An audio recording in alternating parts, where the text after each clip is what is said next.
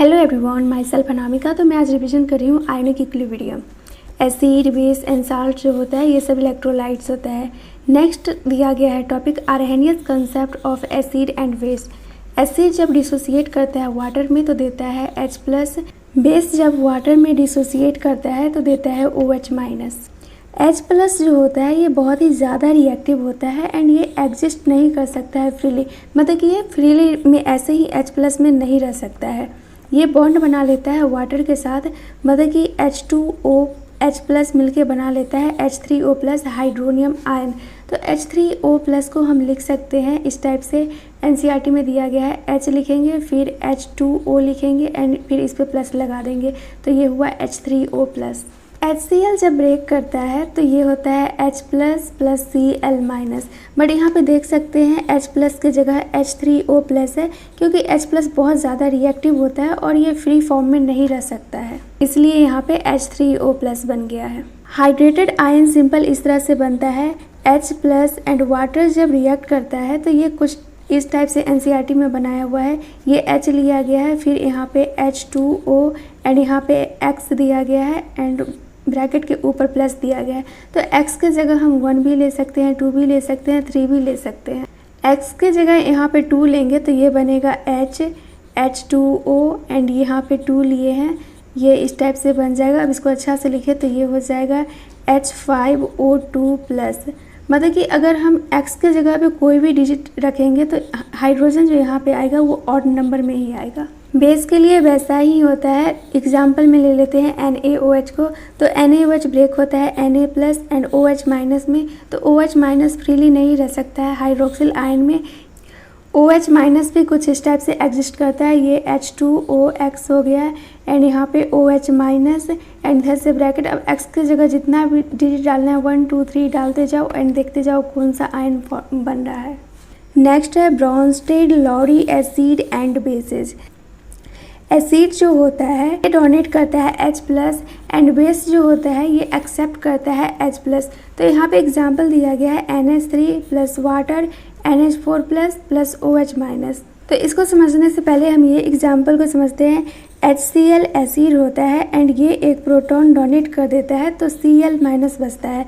तो ये जो होता है ये H+ को अगर हम इसमें से रिमूव कर देंगे तो जो Cl- बचेगा वो कंजुगेट बेस होगा। अब कंजुगेट एसिड कैसे फॉर्मेशन होगा, तो NH3 जो है अगर हम इसमें ऐड कर देंगे एक प्रोटॉन को तो ये बन जाएगा NH4+ एंड ये बेस है तो फॉर्मेशन हो जाएगा कंजुगेट एसिड का।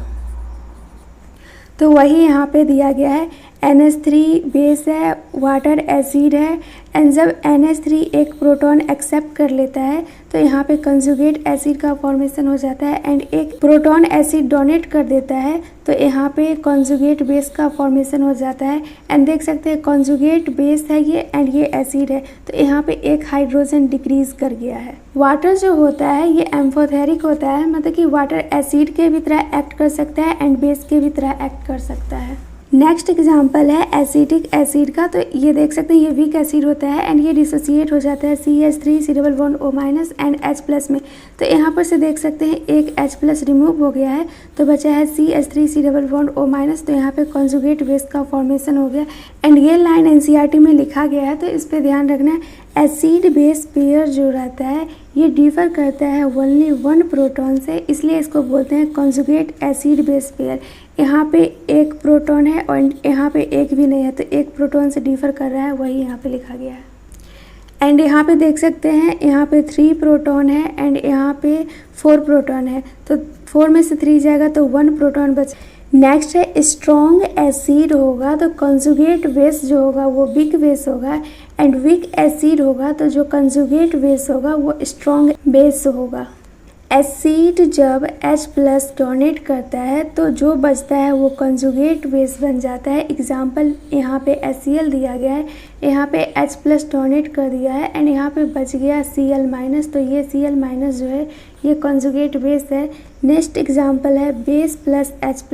जब बेस में हाइड्रोजन ऐड हो जाता है तो वहाँ पे फॉर्मेशन होता है कंजुगेट एसिड। देख सकते हैं ये NH2- है एंड यहाँ पे एक H+ ऐड हो गया है तो यहाँ पे NH3 का फॉर्मेशन हुआ है एंड ये जो है ये कंजुगेट एसिड है। फिर यहाँ पे देख सकते हैं ये अमोनिया है एंड यहाँ पे एक हाइड्रोजन ऐड हुआ है एंड ये बन गया NH4+। ये बेस है तो ये बन जाएगा कंजुगेट एसिड।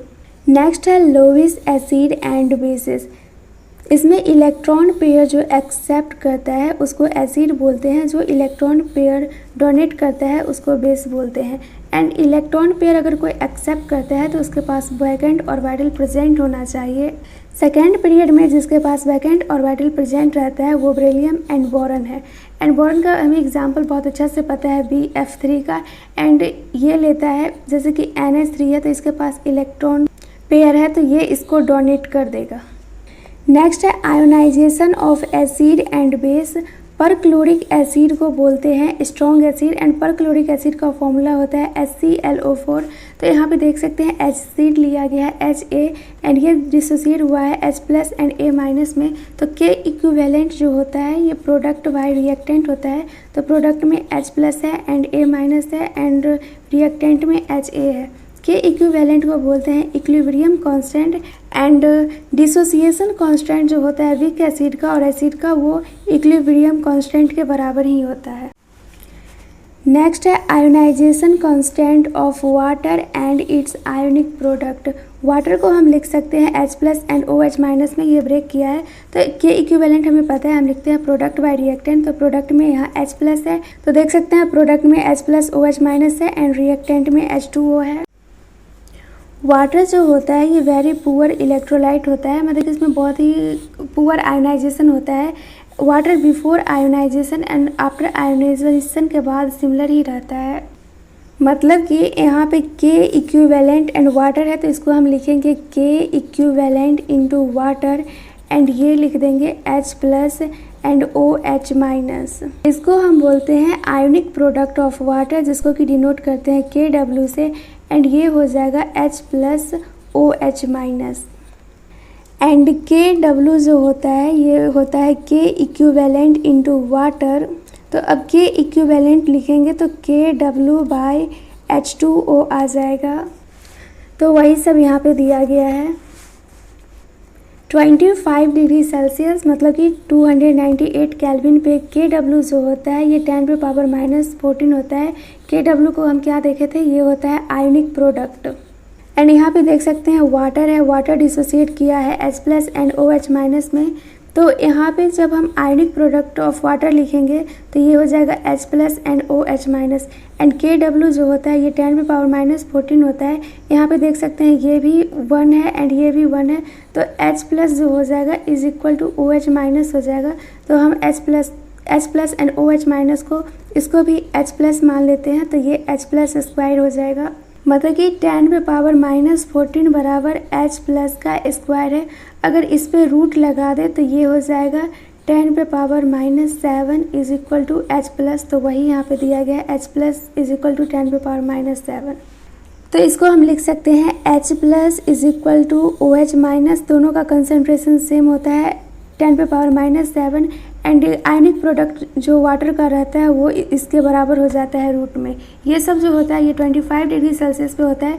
जैसे ही हम टेम्परेचर बढ़ाएंगे आयनिक प्रोडक्ट ऑफ वाटर बढ़ेगा, जैसे ही आयनिक प्रोडक्ट ऑफ वाटर बढ़ेगा कंसनट्रेशन भी बढ़ेगा।